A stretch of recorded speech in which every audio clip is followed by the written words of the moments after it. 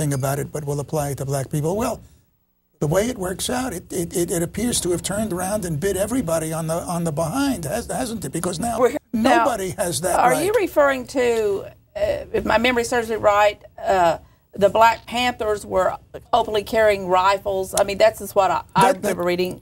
And the authorities were worried about. Timing. That could be an element in what we're talking about. I just can't recall the exact timing. But that was the thinking. And people wonder, well, how can it be that we don't have that right here, but they have it in lots of other states in the United States? Now, another aspect of this, Mary, the present collapse of the economy is a direct result of what we're talking about. A direct result of what we're talking about. Through the Community Reinvestment Act, all the legislation like that, what was the purpose of that?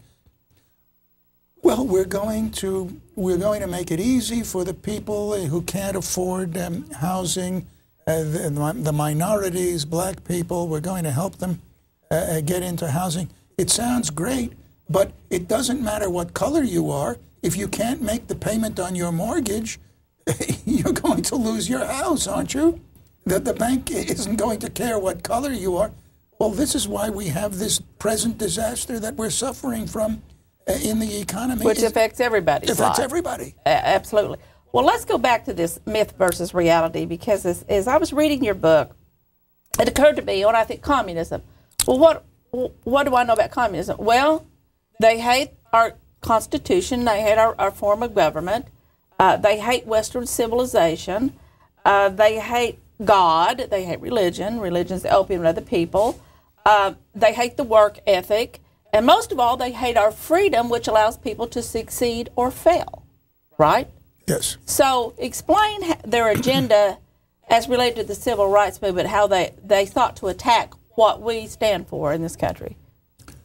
Well, they worked assiduously to create this discriminatory situation in which bad feeling would be created, instead of allowing it to dissipate, which it would have. Had there never been any of this agitation, the bad feeling would have dissipated.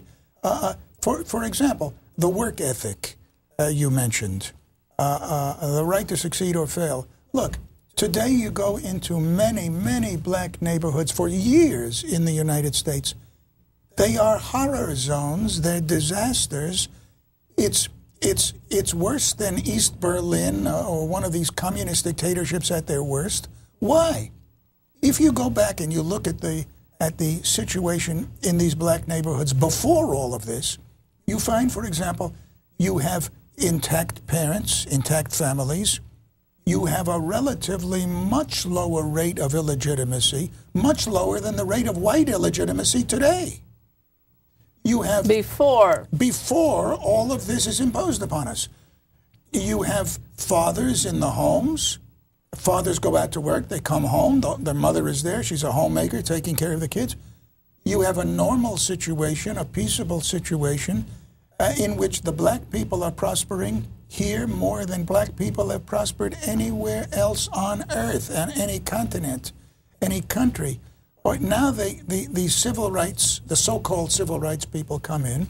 What are we going to do? We're going to give payments to a problem because of a problem that doesn't really exist. And the result of that is the situation in which you've got the black family torn apart. You don't have the dad there. I mean, everybody is aware of this. Right. Why did that happen? Because if the father is there, they won't get a payment.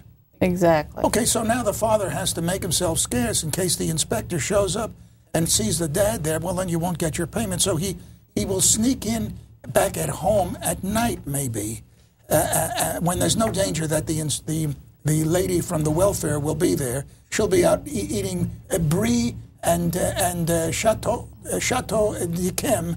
She'll be having a glass of Chateau d'Yquem with her brie and crackers at night.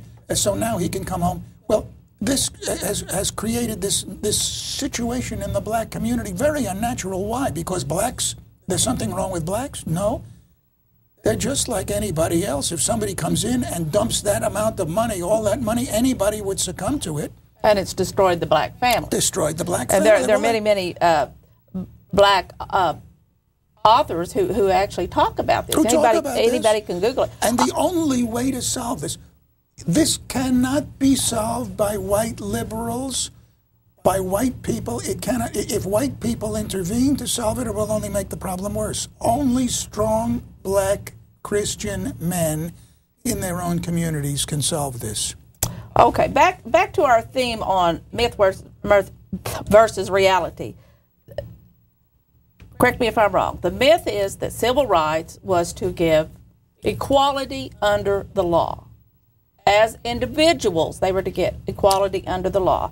It also, but when you look at the legislation, the actual legislation, the civil rights legislation, what I see, this is how I read it, is equality under the law really wasn't the goal.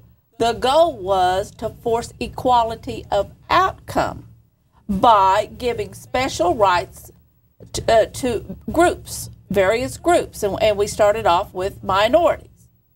Right? Am I right? Exactly. No, you're completely right. So reality, the reality that it did not address just equality under the law. It got into everything. As you pointed out, affirmative action. We had guarantees. I've got the quotes right here in Title 7, Section 703. I won't read it, but basically it says, no way, no how is there going to be, quote, no affirmative action. This is in the legislation.